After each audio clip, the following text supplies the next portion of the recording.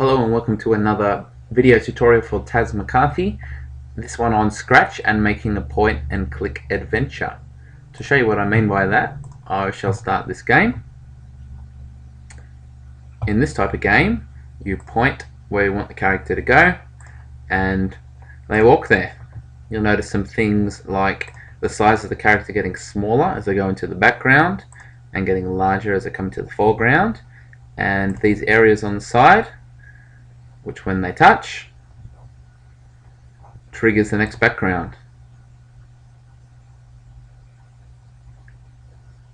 Also notice some character setup, and it's set to detect when they're next to them if you press spacebar to ask a question. Let's look through how we achieve this type of game. Firstly, we have a marker that we set that the character walks towards. So basically when the game starts, the ghost effect is set to 90, so we can't really see a big ugly dot on the screen, but it checks this forever. If we put the mouse down and the mouse X and Y are within a certain range, that's to make sure we can't click up here and the character tries to walk into the sky, that sprite goes to wherever the mouse pointer was. So when I click here in the game, this sprite moves to that area, and that way the character knows where to go. Otherwise, if we set it to always go to the mouse pointer, I could click, then move the mouse. The character will start walking towards there, but then curve to follow wherever I have the mouse to, which is definitely not what we want. The next part of this script is to make the male character walk. So we have a whole range of costumes here, and we've set up the top here that we only ever want the sprite to face left or right. So no matter, even if he's angling 45 degrees this way, he's only ever going to look left or right, instead of this type of system where he could be angling like so. So we lock that into only left and right, and we have a script that forever is running over and over in the game.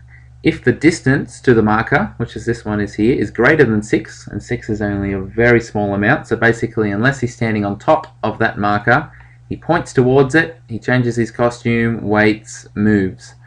So you can imagine he goes to this costume, waits, points towards it, and repeats this type of effect until he cycles through his costumes, moving until he is touching the little marker. So that's running the whole time, and this marker one is running the whole time.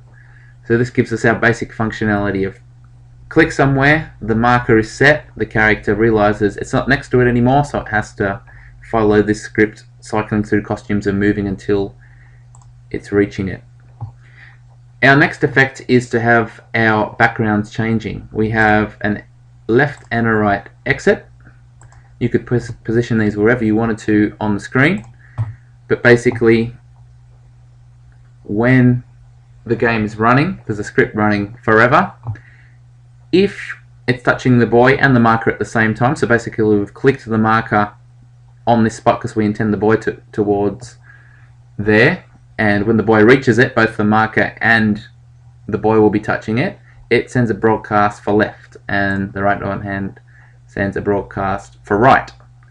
Now all of our costumes on the stage are all set up, we're treating them as numbers, 1, 2, 3, 4, 5, 6, and you'll notice under looks that we can turn on whichever background number we're on. Basically I've got a variable which I call scene, and when he walks to the left he sets the scene to a smaller number, and the background is set to continually change to whatever the scene is. So when I walk to the left, the scene will become 2, and it will change to background number 2 from here. When I walk further left, the background will go down to 1, and it will change to 1.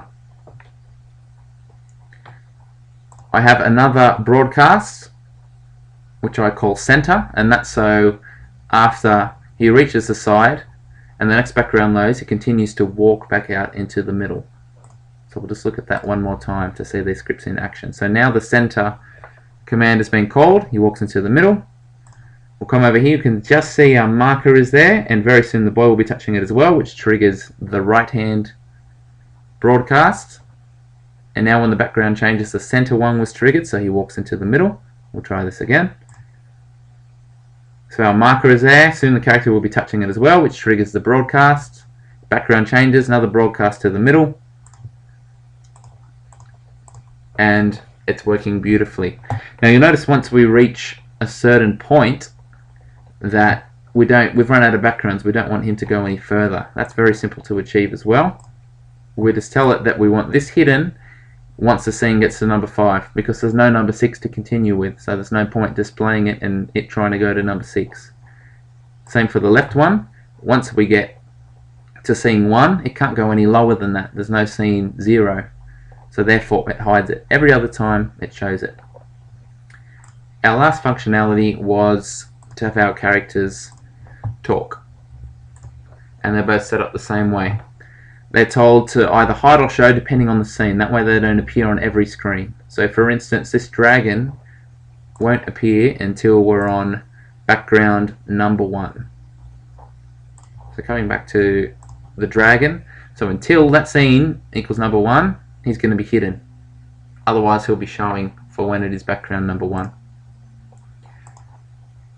He has a script that runs forever, and it's basically checking the distance to the boy character and whether spacebar is being pressed. So if the distance to the boy is less than 20, so pretty much standing next to him, and the person is pressing the spacebar, then he'll go through a cycle here where he asks a question.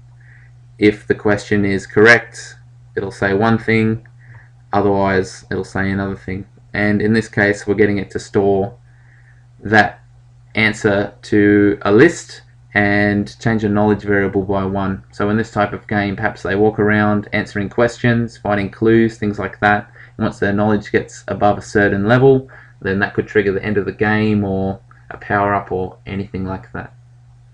So a combination of some simple scripts. One, a marker that when the mouse is clicked, as long as it's not too high or too low or too wide, goes to where the mouse was. A boy character that is constantly trying to walk towards that marker, and as long as he's not too close, we'll be cycling through costume animations and moving towards it. A series of backgrounds called by their number, not their name, and a variable used to store that.